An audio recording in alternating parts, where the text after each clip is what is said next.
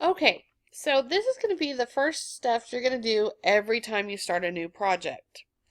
We've got our files saved, but we need to go ahead and set up a few things which are going to make our project easier later. Trust me, this is all about the planning. Doing things in the right order at the beginning makes your life easier. Step 1, I need to rename these levels. Don't leave it as level 1 and level 2. We're going to rename them something that makes sense in our project here. Click on where it says level 1.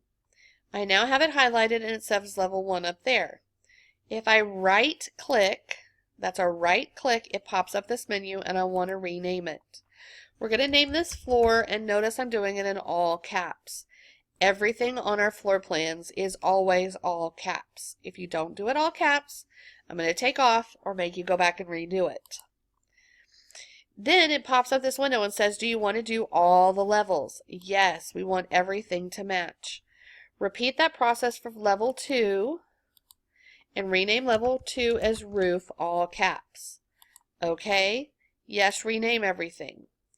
Now I also want to go into my elevations and set the elevations up correctly.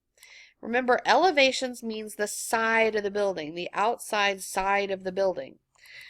Click on any one you want and notice that it's saying here's the floor and the roof. It renamed them to match what we just named them up here.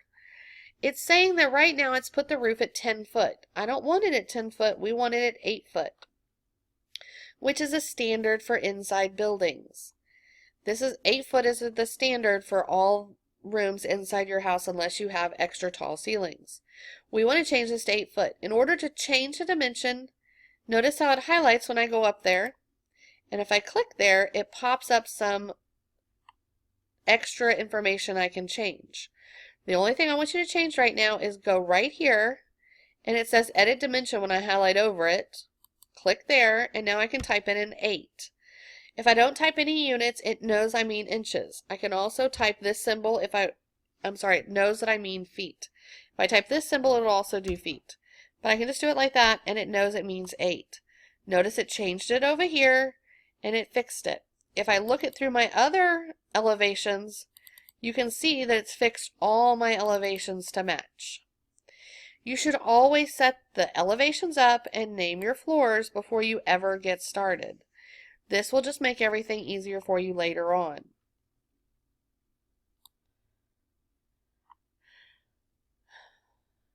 Okay, that's the end of our setting up our main components here.